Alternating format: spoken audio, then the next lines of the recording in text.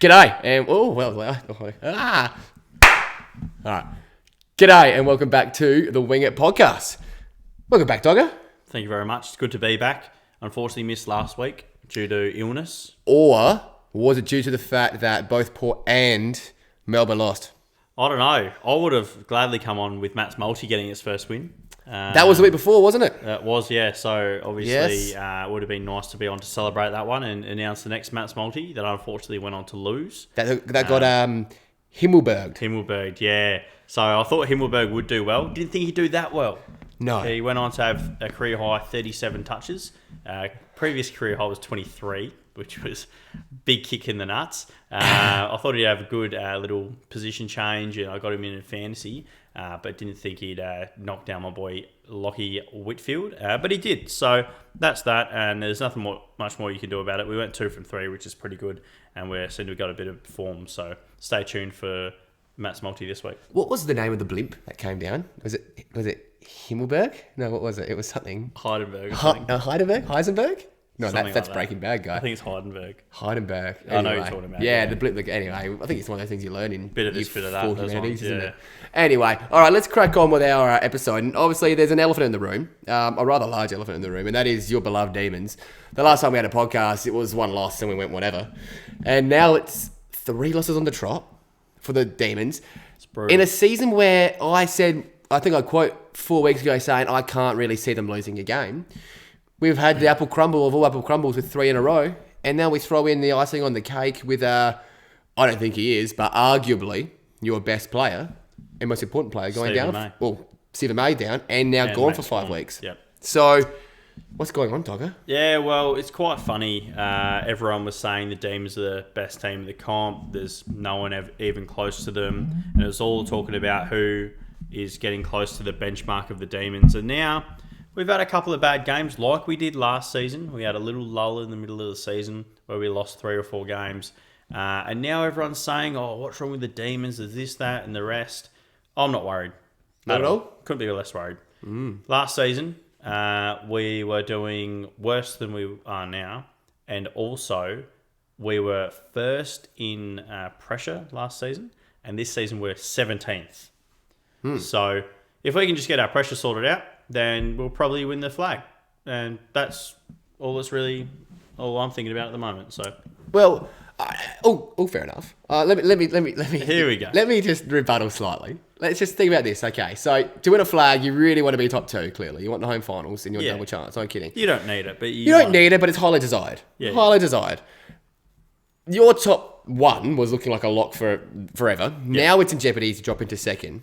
You then go Brisbane, the top of the ladder team next week after you buy. Yeah. You then travel to Adelaide and play the Crom, which it's an automatic lock, but you proved last year that was the game you can lose.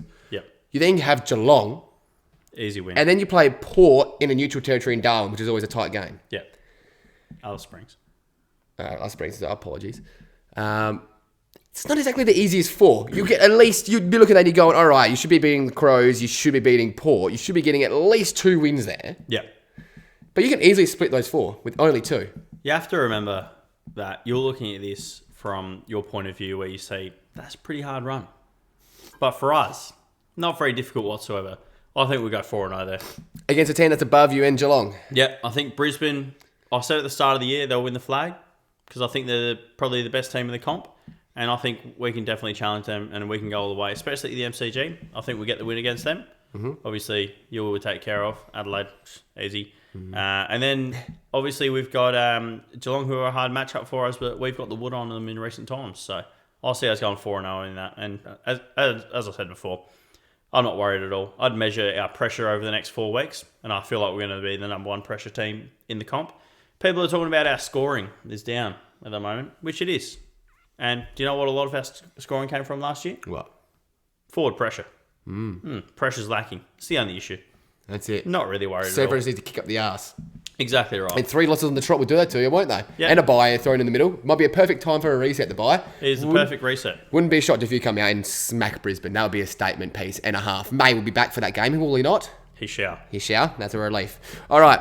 Now let's talk about the 8 right now is so interesting. You've got the top 3, which are all tied on 40 points, which didn't seem possible a few weeks ago. No. And then 4 to, dare I say, 8 are pretty much tied on 32, I think it is. It might be one team, Carlton or whoever else is that. I might be one above. Yep. But regardless, they're all neck and neck. And then you've got 9 and 10, which are just as neck and neck as well. There's 10 teams that are vying for those final 3 to 8 positions. And one team that are on the outside, who I think just might be starting to mount their charge, is the Bulldogs. Yeah. We've been saying it all year, they're a better team than what they've been dishing up. We know Very that. much so. Bailey Smith, obviously, we will touch on it slightly. Bailey Smith with his, what should we call it? Off-field issues? Yeah, his Antics? addiction to high-quality bags. Yeah, we'll go with that. That works. His addiction to high-quality BGs. So he's out for the next 4 weeks, 2 weeks of that being a headbutt. So he really doesn't enjoy doing stuff with his head in his nose anyway. No. But the main thing I talk about with Bulldogs is Lockie Hunter returns via the VFL and Josh Bruce returns via the VFL. Huge inclusion. Lockie Hunter, a bit of quality, don't really call him a game changer, but he's just a nice extra. Yep. But Bruce changes their forward line completely. Big time. Yeah, definitely. I think Bruce last year with his impact was unbelievable. I think they really could have gone all the way and won the Premiership last year if he didn't unfortunately get injured in one of the last rounds of the season. So very unfortunate for him there. But I think this season, obviously, it's been a sort of topsy-turvy season for them, and I think this Bailey Smith is the epitome of that. So Yeah, isn't it just? whatever you want to call it, situation, Yeah. I suppose. But I feel like the Bulldogs, everyone thought this season they'd be locked for top 4. Yep. So I don't see why they wouldn't act like a top 4 side for the rest of the year here on out. I think Bontempelli's going to step up massively. Has to.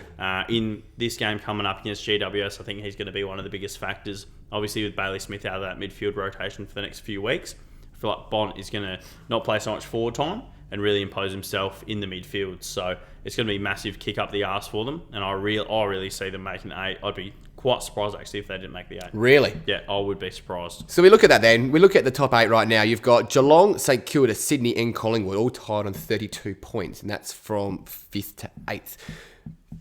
I will happily say I think Richmond will make the 8 as well. Yep. I think that both Bulldogs and Richmond will both get in. Who comes out of those names there? I can't remove Geelong. No, Definitely not. I can't remove St Kilda, actually. Oh, interesting. I think Sydney in Pies full. I would like to say the Pies stay in, and I think they will. Wing it team of the year. Wing it team of the year, of course. We've had high hopes for them this season, Yep. and they've really delivered on it. They've been fantastic. Been very proud of They've them. killed every big team so far. They have. They're on a 4-game win streak right now, which is unbelievable. Worrying thing for them, though, they have won those 4 games in a row, and they're only sitting in 8th position. Yep. So They've not a lot dropped of too many safety easies. for them. Yeah, they have. Exactly right. They lost to West Coast this year. Gee, that's going to come back and haunt them coming into the year, isn't it? Shocker. But I see definitely Sydney slipping out of that one. I think they'll Same. get a win on the weekend here, unfortunately, against Your Power. They will. But I do see them slipping out of here. But I think it's going to be Sydney, potentially the Pies. I definitely see West Coast making it, and either one of Richmond or Collingwood will end up making it, in my opinion. Beautiful. Only one of them, though. But a team I'd be keeping my eye on for the rest of the season, Geelong. 100%. I think they could finish. They'll be top 4 for sure. I think they could honestly sneak into top 2. Wouldn't even be shocked, eh? Definitely. I reckon certainly top 4, potentially top 2. They've got an extremely easy run for the rest of the season. Only 2 games out of the top 2. Yeah, they're really on, especially with Demons sort of falling off the last few weeks. It's really brought the sort of the rest of the field into play. So And they've just been like resting their players to a degree as well. It feels like they haven't even gone out of first gear yet, Geelong, doesn't it? not at all. It It just feels like they've just been sort of bottoming out almost. plodding along, and they're still in 5th position with a handy percentage. Yeah. Looking very good for the second half of the year. Let's take a quick ad break from our partner, Bet with Joel, and we'll be back with our our second rendition of Don't Argue. Ding, ding, ding. Yeah, that leads on perfectly then. It does. Great segue, Cam. I nearly said it again. I was like, oh, they're not. Shit. All right. 3, 2, 1. Welcome back to the Wing It podcast. Now, let's get into our favourite new segment, Don't Argue. Last week, 2 weeks ago, should I say, went very well between GWS and Gold Coast, who was our pick to win a flag first. Yep. This week, we're going with our Don't Argue segment is, which team gets in the 8 out of Richmond or Bulldogs? Very tightly contested in the 8, as we were just speaking about before.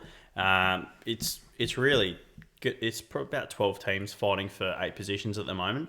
And the Bulldogs and the Tigers are those Are the closest two. Yeah, Outside the 8, they're the closest two statistically, and they look the best two out of the the bottom half anyway. and they have the track record as well. So Exactly. for this, I'm going to be arguing the Tigers. You are? They're going to make the 8, and you're going to be arguing The Doggies? the Doggies. You can start it off this week, because I started it off last week. Yeah, I'll kick it off this week. So Ooh. let's see how we go. So the Tigers, if you don't think they're making the 8, that is absolutely ridiculous. They've done this year in, year out. They're not a dynasty for no reason. They know how to win. They know how to win the games that are unwinnable. Like against Port last week, everything was going wrong against them. Shea Bolton kicked 0 goals 5, inexplicably. I don't think a single one was outside of 20 metres. No. And the Tigers, they've been here before. So if you remember a couple of seasons ago, I think it was 2019 when they won the flag, they were actually sitting in 9th position with the worst injury list in the competition and ended up getting into the finals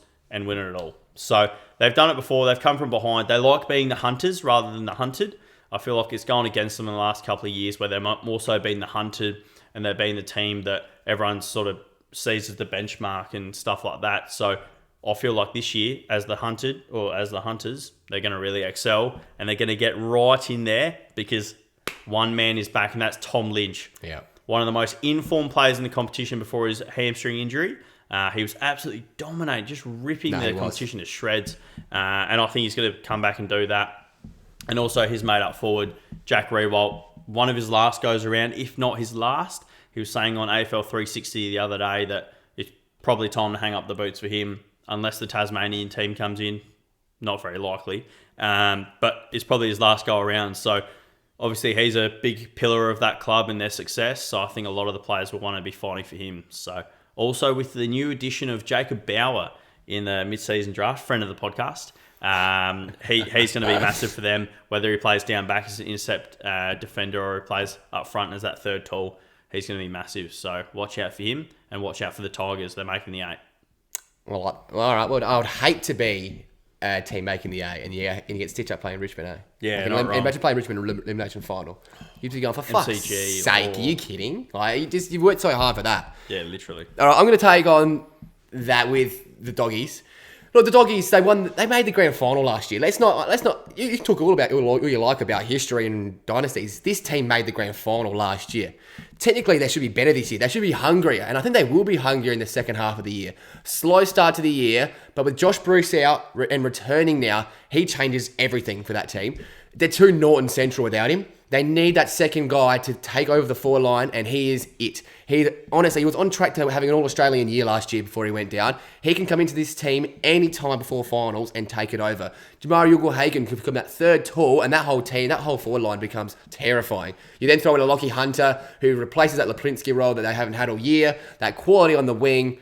Hunter is a premiership player. I don't know, he doesn't actually look like a footballer. He doesn't play like one, but he always makes results. He always gets his touches and plays a very good brand of football. Not a good driver, though. No, not a good, Jesus Christ.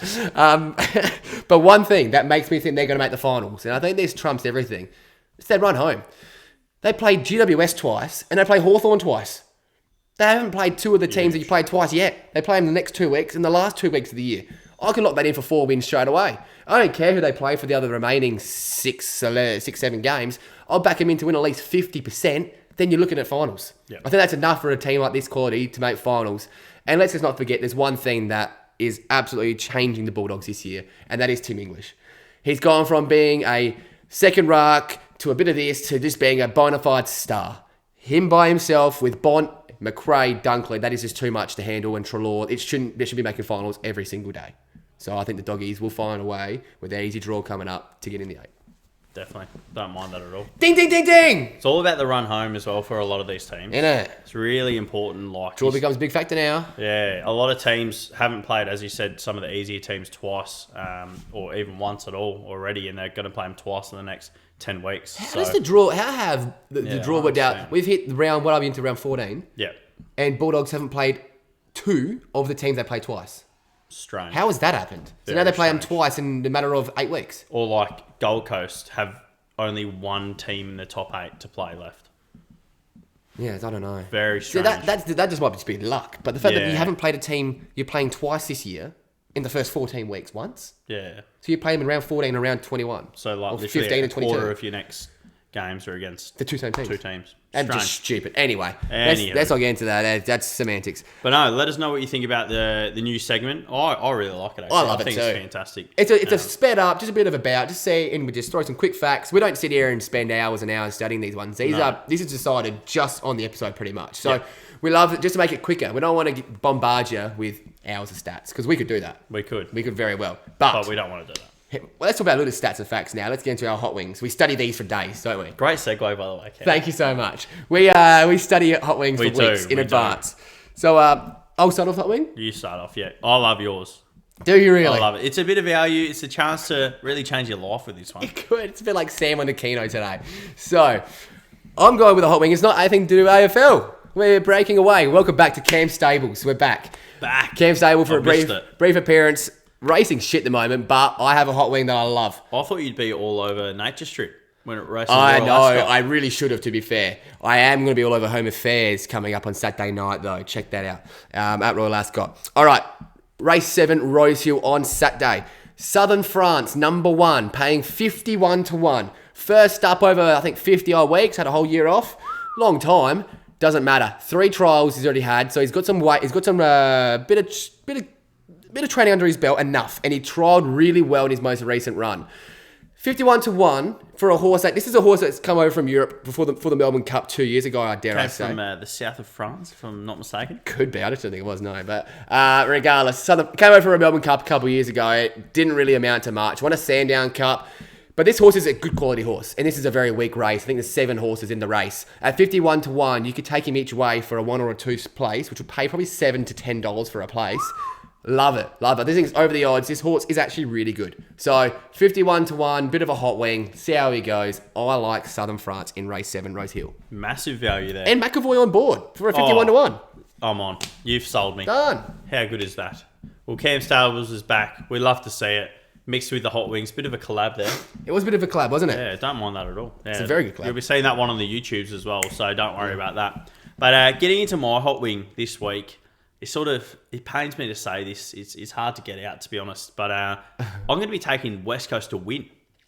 It's been a rare occurrence all year. You hate them. Oh, couldn't stand them. But they're primed to win. If they're going to win a game all year, it's either this week or next week. And we'll get into that next week, don't you worry, with a bit of value there. But this week, they've got Geelong, Optus Stadium, their home deck. They've got everyone about.